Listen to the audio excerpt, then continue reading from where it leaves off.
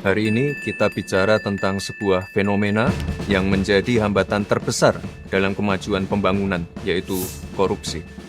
Korupsi adalah kejahatan luar biasa yang tidak hanya menghambat pertumbuhan ekonomi, tapi juga menciptakan ketidakpastian iklim investasi, menurunkan kualitas layanan publik, dan lebih berat lagi, merugikan masyarakat secara luas.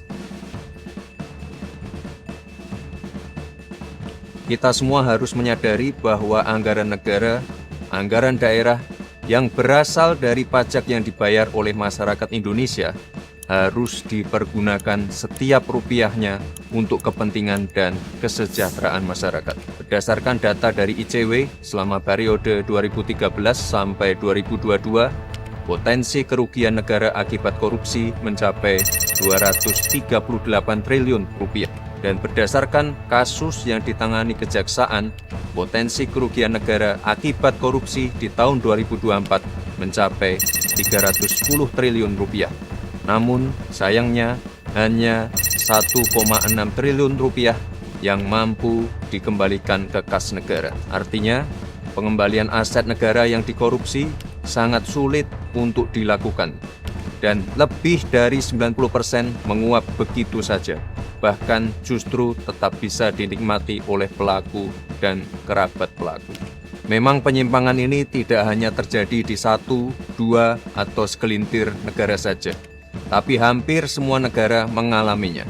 Namun, respon dari masing-masing negara lah yang menjadi penentu keberhasilan pemberantasan korupsi. Apalagi di era seperti sekarang ini, di mana kejahatan semakin terorganisir, bersifat lintas batas, dan melibatkan teknologi terkini. Sehingga aset-aset hasil korupsi bisa digelapkan, bisa dilakukan pencucian yang mengakibatkan aset-aset tersebut sulit terlacak dan terdeteksi. Oleh sebab itu, Indonesia sangat perlu memperkuat sistem hukumnya agar mampu mengembalikan aset negara, membuat jera para pelaku, serta melindungi masyarakat dari potensi kerugian akibat korupsi. Teman-teman, komitmen dari Bapak Presiden sebagai pucuk pimpinan negara sudah sangat jelas, yaitu mendorong penuh pemberantasan korupsi dan pengesahan RUU perampasan aset. Kerugian negara yang dia timbulkan, ya harus dikembalikan. Makanya aset-aset pantas kalau negara itu menyita.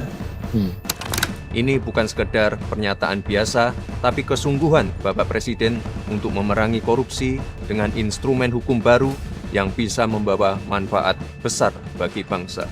Jika kita sungguh-sungguh ingin memberantas korupsi, maka koruptor harus dimiskinkan.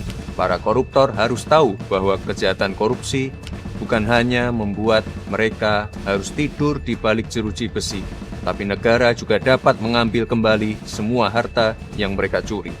Prinsipnya sederhana, selama suatu aset bisa dibuktikan berasal secara langsung maupun tidak langsung dari tindak pidana seperti korupsi, narkotika, pertambangan liar, penangkapan ikan ilegal, pembalakan liar, judol, ataupun TPPO, negara memiliki kewenangan untuk merampas aset tersebut untuk dikembalikan menjadi aset negara, menjadi hak rakyat yang digunakan kembali untuk kepentingan rakyat. Inilah esensi dari RUU perampasan aset yang saat ini menjadi sangat penting dan mendesak.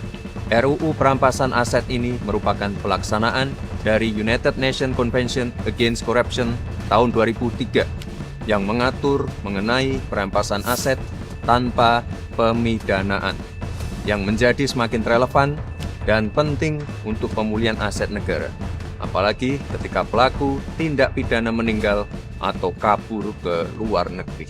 Memang ada beberapa kekhawatiran seperti pelanggaran terhadap prinsip praduga tak bersalah, serta potensi penyalahgunaan wewenang.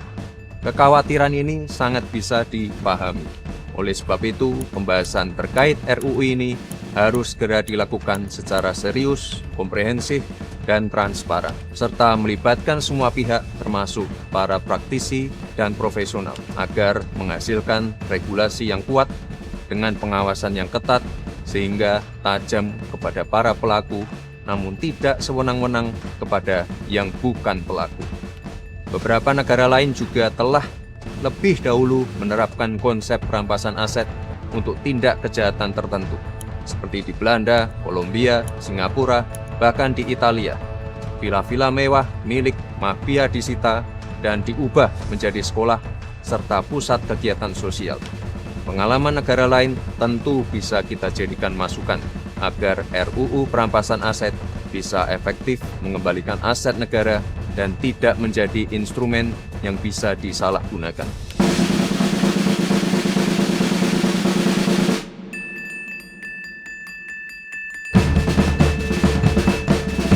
Oleh sebab itu, mari bersama kita kawal proses ini agar apa yang menjadi kekayaan dan aset negara dapat kembali kepada negara dan sepenuhnya bisa digunakan bagi kepentingan dan kesejahteraan masyarakat tanpa adanya penyalahgunaan kewenangan. Perang melawan korupsi harus tanpa kompromi, dan inilah saatnya uang rakyat dapat kembali sepenuhnya untuk rakyat.